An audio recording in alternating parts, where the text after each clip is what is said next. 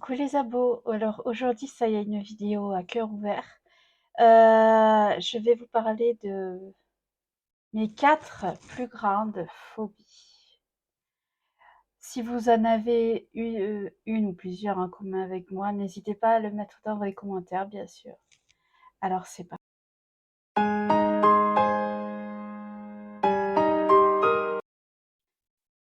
Donc la première est une des phobies les plus répandues entre guillemets. Je pense que tout le monde l'a plus ou moins, mais je vais détailler. Il s'agit de l'arachnophobie. Bref, l'arachnophobie, contrairement à beaucoup de personnes, ce que beaucoup de personnes pensent, ça ne concerne pas que les araignées. C'est tous les insectes qui sont de la catégorie des arachnidés, c'est-à-dire les araignées, ça va de soi, comment on appelle ça? Les phasmes, je pense que les mille pattes en font partie aussi, mais ça, j'en suis pas sûre. Voilà, c'est les insectes avec un certain nombre de pattes, on va dire. Et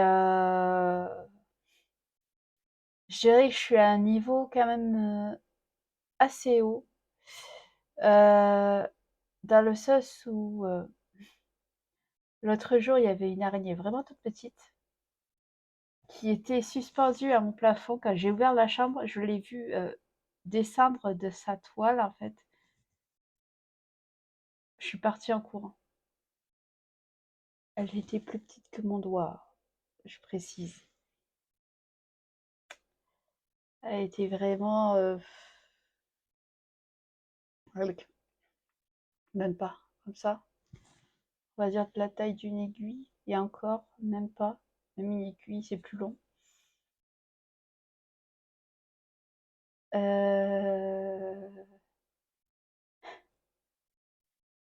Et j'ai plus ou moins transmis cette phobie à Luna. Du coup, aucune des deux a osé rentrer dans la chambre ce jour-là. C'était super. Ah, écoutez, après, par contre, paradoxalement, l'été, je laisse les toiles d'araignée chez moi, mais par but économique, ça m'évite d'acheter des bandes pour les moustiques, parce que du coup, les moustiques se prennent dans les toiles d'araignée. Au final, du coup, j'ai eu très peu de moustiques. Je dis pas que j'en ai pas eu du tout, mais j'en ai eu très peu cet été. Donc voilà.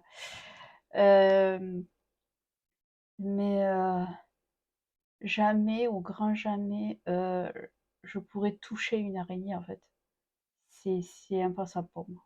Totalement impensable. On passe à la phobie suivante.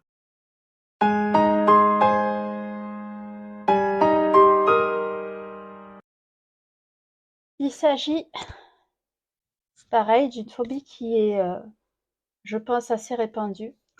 Il s'agit de la claustrophobie. Pour ceux qui ne connaîtraient pas vraiment le terme, mais qui pourraient potentiellement être concernés, la claustrophobie, c'est la phobie des lieux clos, en fait. Plus précisément, des lieux... souvent, c'est des lieux qui sont quand même assez étriqués. Par exemple, quand j'ai dû faire, par rapport à mon endométriose, j'ai dû faire un IRM pour savoir exactement où elle se situait. Bah, je vais être honnête avec vous, j'ai dû prendre des calmants. Si je n'avais pas pris de calmant, je pense que j'aurais pas pu faire l'examen. Parce que l'air de rien, c'est quand même très petit une cabine d'IRM. Et le fait d'avoir pris des calmants avant, c'est vrai que ça m'a beaucoup aidé. Même si certains vont penser, et je sais que c'est peut-être pas la meilleure des solutions. Pour l'instant, c'est la seule solution que j'ai trouvée pour éviter des crises d'angoisse quand je me retrouve dans des lieux clos. Les ascenseurs, j'arrive à les prendre, mais ça va dépendre quand même de la taille de l'ascenseur, vous voyez.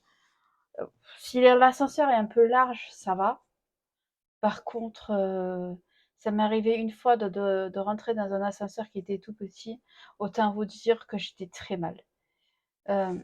Une fois, c'est arrivé aussi une fois que je partais en vacances avec le père de Luna. À l'époque, on était encore ensemble. Et on était dans un hôtel. C'était en fait une ancienne maison qui avait été transformée en hôtel. Et la chambre en elle-même déjà n'était pas très grande.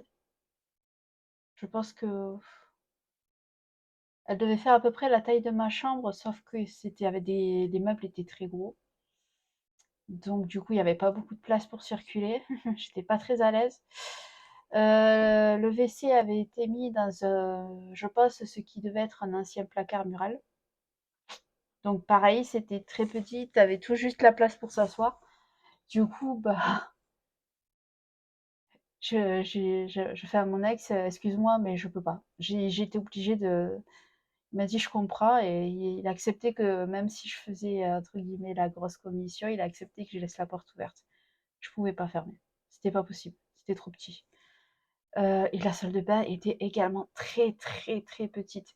En fait, tu rentrais dans la salle de bain, tu avais juste, un petit espace, une sorte de petit couloir avec les, 2 éviers, mais c'était couloir quoi, c'était vraiment petit et au-delà de ce petit couloir, en fait, si je vous dessine le truc, ça faisait tac, l'espace, au niveau des éviers et juste un petit carré de rien du tout, où tu voyais que dalle, qui faisait office de douche. Petit espace plus ou moins fermé, hein. Autant vous dire que là non plus, j'étais vraiment pas très à l'aise dans cette salle de bain. Je me sentais vraiment, vraiment, vraiment à l'étroit. C'était infernal en fait. C'était une horreur, une horreur. Ah, on passe à la phobie.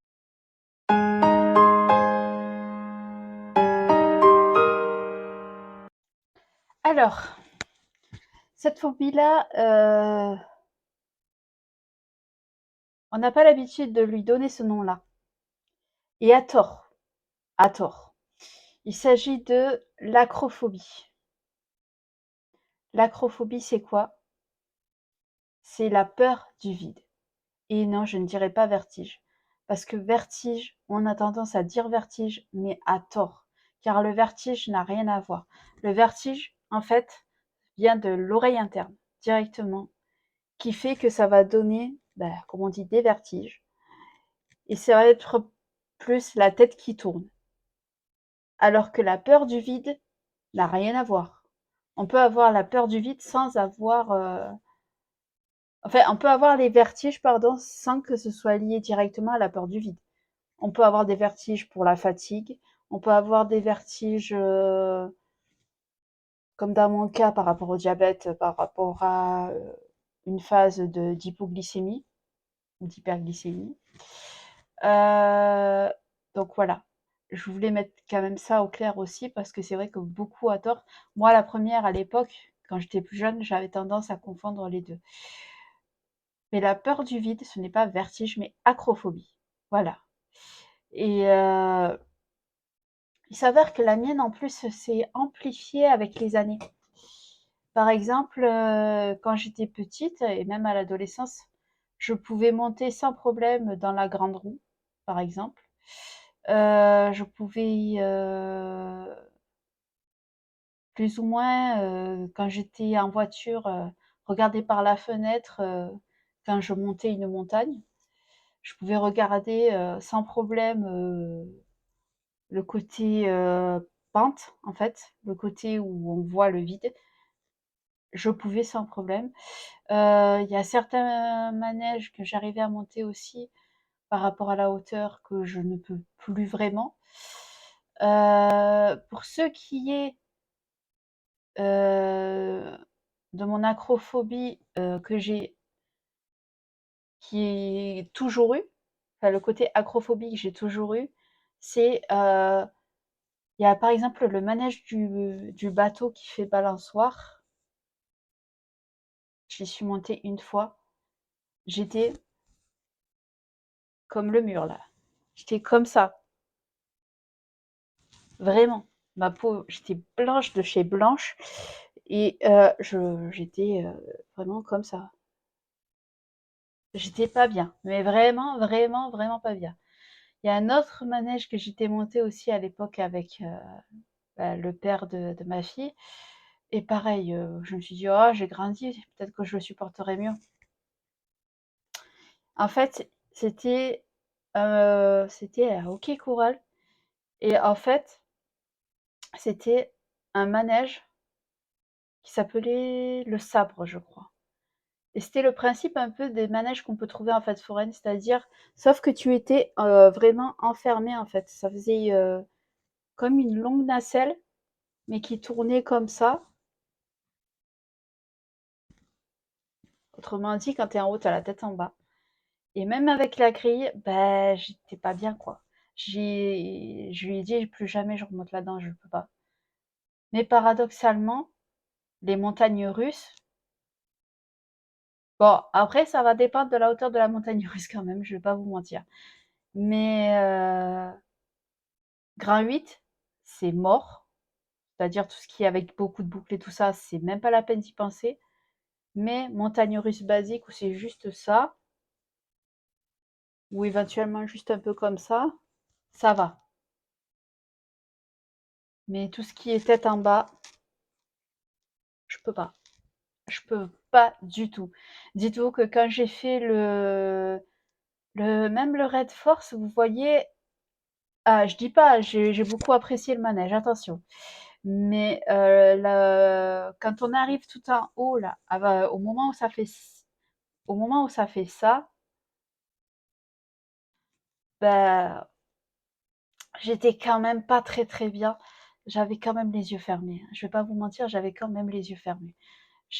Mais comme c'était très court, au final, j'ai quand même pu apprécier le manège.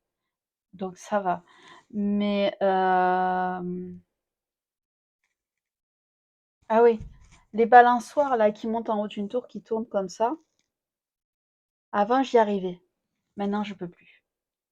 Je peux plus. J'ai l'impression que je vais tomber en fait. C'est vraiment pas agréable comme sensation. Euh, Jamais vous me verrez faire par exemple le nouveau truc qui était à la mode à une période, je sais pas si c'est toujours à la mode, de manger en haut d'une grue là, suspendu dans les airs, soit en parachute, parapente, tous ces trucs, soit à l'élastique. Voilà, non, c'est même pareil, non, non, je peux pas. Tout ce qui, voilà, est en hauteur, je peux clairement pas le faire. Phobie.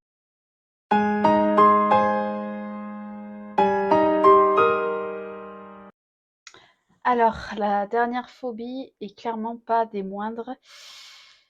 Enfin, pour moi, parce que c'est pour moi la plus compliquée. J'ai le micro qui se promène, j'espère que du coup ça fait pas trop n'importe quoi. Je suis désolée pour ça.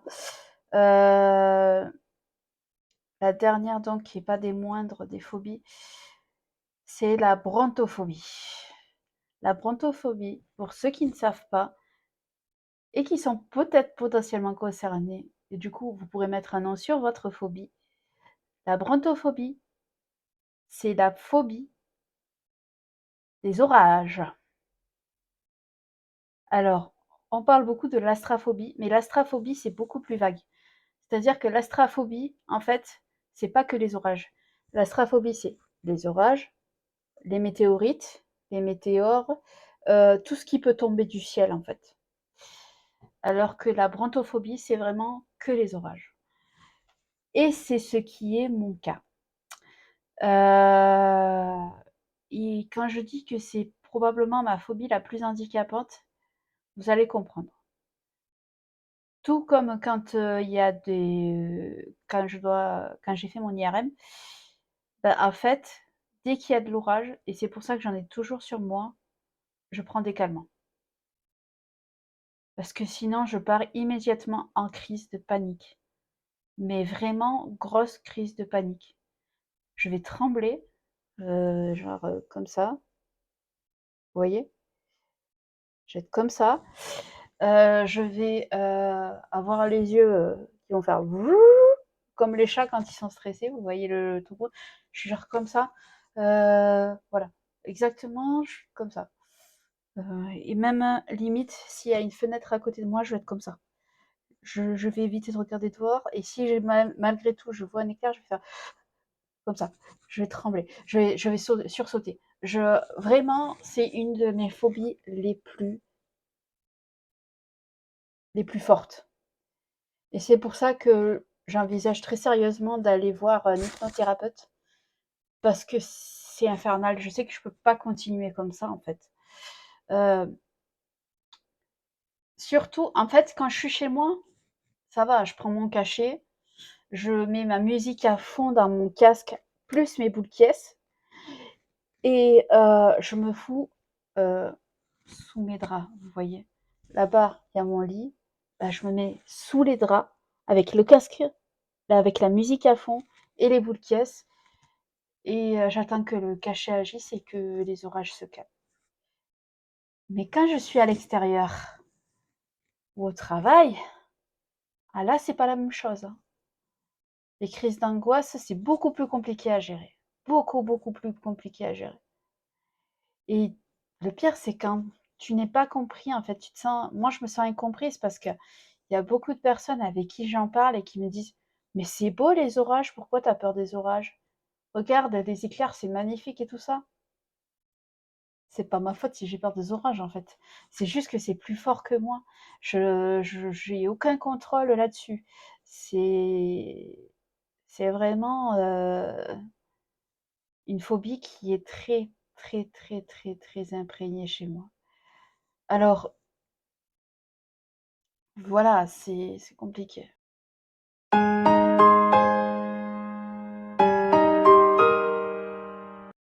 Bref, je vous ai donc parlé de mes 4 phobies. Alors pour débriefer, en fait, tout simplement, sur tout ça, alors certes, comment dire? Tout le monde, je pense que tout le monde a plus ou moins des phobies différentes, enfin communes et différentes. Mais moi, le conseil que j'ai à vous donner, c'est s'il y en a qui se moquent de vous parce que vous avez peur de telle ou telle chose, faites abstraction.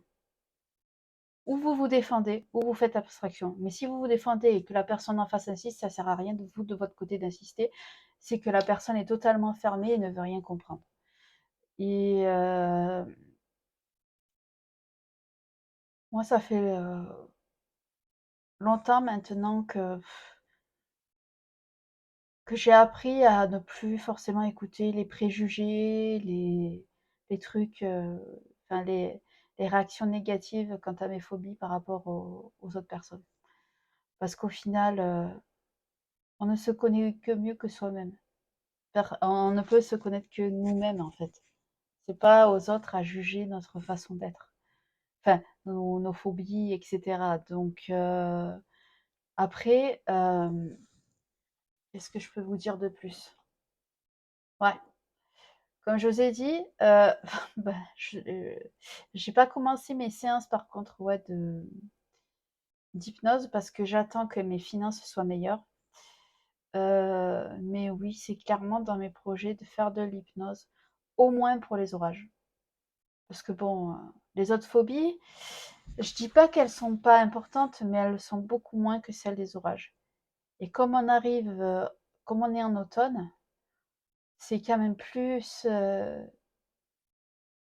logique de commencer par les orages. Pour que je sois plus zen, entre guillemets, quand les orages vont arriver. Vous voyez ce que je veux dire? Parce que tant que je n'aurai pas vaincu cette phobie-là, ça va rester très compliqué pour moi, que ce soit, comme je disais, au travail ou si je dois aller quelque part.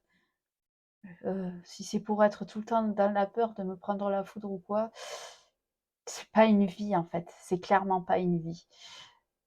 Donc voilà.